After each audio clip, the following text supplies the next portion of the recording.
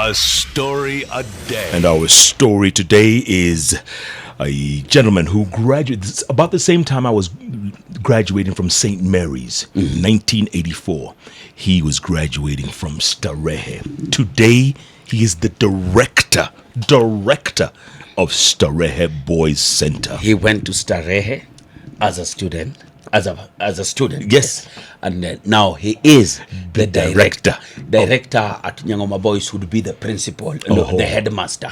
Oh, the headmaster. Okay. But they have a principal and he's the director. Charles Masheti is in the house. Charles, welcome to Hot 96. Thank you, Jeff. Good to see you. Karibu sana. Asante. So, hey, how do we start this? Where man? do we even You start? have such a story. How did you get to Starehe? Interesting. I am one person who never wanted to go to Starehe. Never wanted. Yes, I hated Starehe with a passion. And this was because of the stories my friends told me about Starehe. They told me that place, the discipline is too much.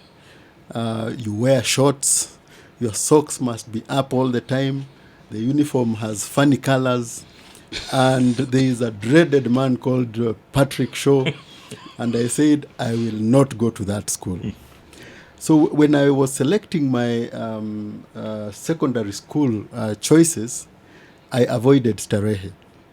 So I took my form, I picked all the other schools, and I left out Starehe. And I handed in my form without, showing it to my parents because I knew I would be in trouble. And I gave it in, and I knew I will never be in Starehe. Now, a few days later, the headmaster of our primary school walks into our class and says, the following 4 boys walk into my office. And we knew we were in trouble. As we walked there, we were saying, we were asking each other, what did you do? Because we didn't know what we had done wrong. We were the best students in that school. Getting to his office, he looks at us and says, you are very naughty boys. So we said, trouble. He looks at us and says, you are my best students, and none of you selected Starehe. We say, that's gone. So he looks at us and says, I did something. I picked your forms, cancelled your first choices, and replaced with Starehe. All 4 of you. All the 4 of us. What? And here are the yellow forms, the application forms for Starehe. I want you to take to your parents, have them filled, return to me in a week's time. I will personally deliver them. We knew we were in trouble. I took my forms to my dad. They were ready the following day. He told me, take it back. So I took it back. We went for the interviews, and we said, that's gone. So fast forward, after our KCPE, we went in. Those days you used to walk to your primary school to get the school that you've been picked in. I went in, I had been called to 2 schools, Nairobi School and Starehe. I said, this one I can do something. I picked the Nairobi School letter, I left Starehe. And I rushed home. In the evening, my dad walks in and I say, I have been called. So he says, that's good. Which school? And I give him the letter. He looks at it and says, this is good. Then he tells me, you must have gone there after I went. I asked, why? He says, I went and found a letter for Starehe. And since I didn't want you to lose the chance, I paid for the uniform, I paid the school fees, your uniform is here. You're going to Starehe. You're going to Starehe. What? I tried to tell him I want Nairobi School. He said, Starehe it is. That's how I got to Starehe. Wow. I am happy that I went to Starehe. Because right now, the person I am, I would never have gotten to this stage if I went to another school. Growing up in Eastlands, a crazy place, I would never be the person I am. So I really thank God that, for my headmaster who decided, and apparently all the 4 of us, all the 4 of us went to Starehe. The 4 that he changed our selections. And we all did well. I have never disconnected from the school ever since I left in 84. I've been very active on the Alumni Association. I've been on the executive committee for more than 20 years. In 2014, I was appointed into the board of the school. And so I have continued working with the school. And so an opportunity came 1 year ago where the previous director left, and the board appointed me to take over the school.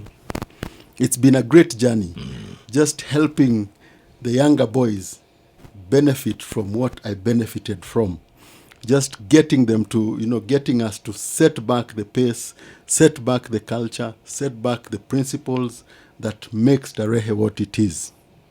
The greatest thing about Starehe is the unique position it takes in this country. Starehe for the last 58 years has been picking boys, bright boys from very poor backgrounds from all the counties in the country and giving them quality education without them paying a single cent. 70% of them come to Starehe. Most of them, I remember this year when I was admitting the Form 1s, several of them, the only clothes they had was the uniform they used in primary school and a pair of slippers. They walk into Starehe, we take over. Starehe becomes their second home.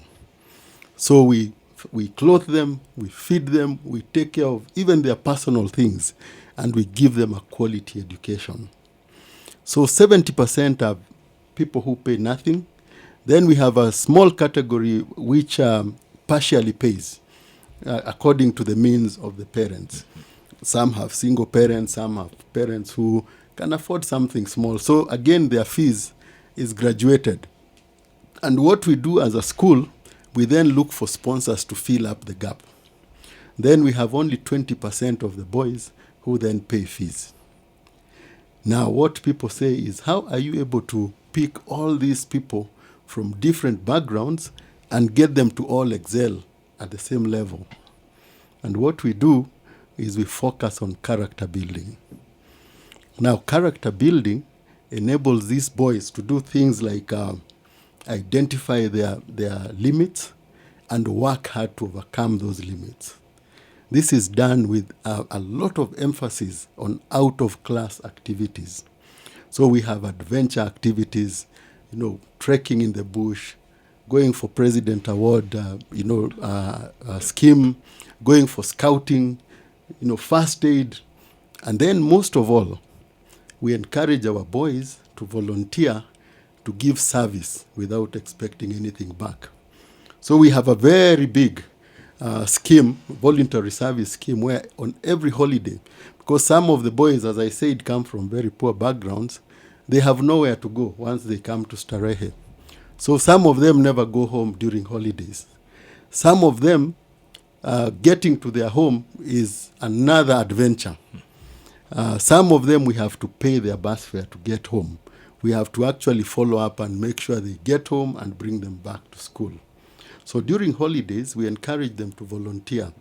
And you go to public institutions like Kenyatta Hospital, the AG Chambers, a lot of these places during holidays, you'll see our red and blue there. These are boys who offer their services without expecting anything back. And it's a very big virtue that we have realized continues even after school, to ensure that if you see a Starehe boy anywhere, working in a public institution or anywhere, they will never be greedy, they will be honest, they will only receive what is due to them, they will never go beyond. Because they are already used to giving service without expecting anything back. Kenya needs Starehians. And we have quite a number of good Starehians, to show for examples. We have Honorable Ken Okoth. We have people like Raphael Tuju. We have Peter Kenneth. We have people like Dr. Julius Kipngetich. We have Josephat Mwaura leading a very big audit firm. We have quite a number of old boys, and if you follow them, you'll realize they are different. This comes from the background that they get out of the school.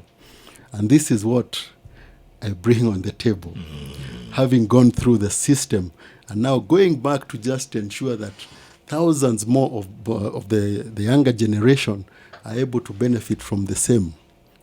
Before we get to our questions, give us your most memorable moment at Starehe as a student.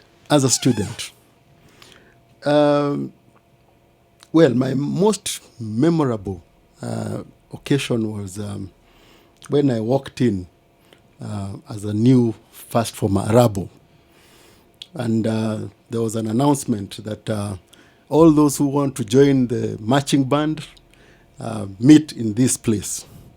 And I said, I want to play those instruments. So I joined the group. And we walked in there. And who was conducting the interviews? Mr. Shaw.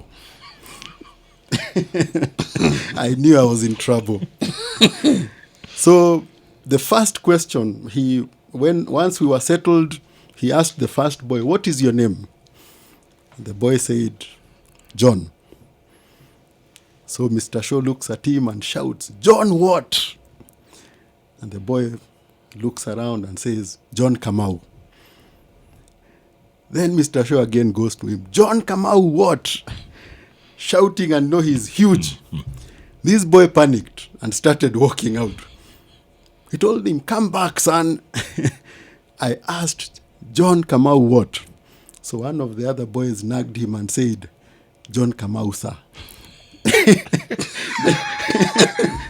The boy said, John Kamau, sir. When I heard that, I said, I'm not waiting for my chance. I walked out. And that's how you missed your chance in the marching I band. missed my chance in the marching band. Was he that scary? He was very scary. Huh? Very scary. He did a great job in just helping us to focus on discipline. It's the Hot Breakfast with Jeff and Jelano.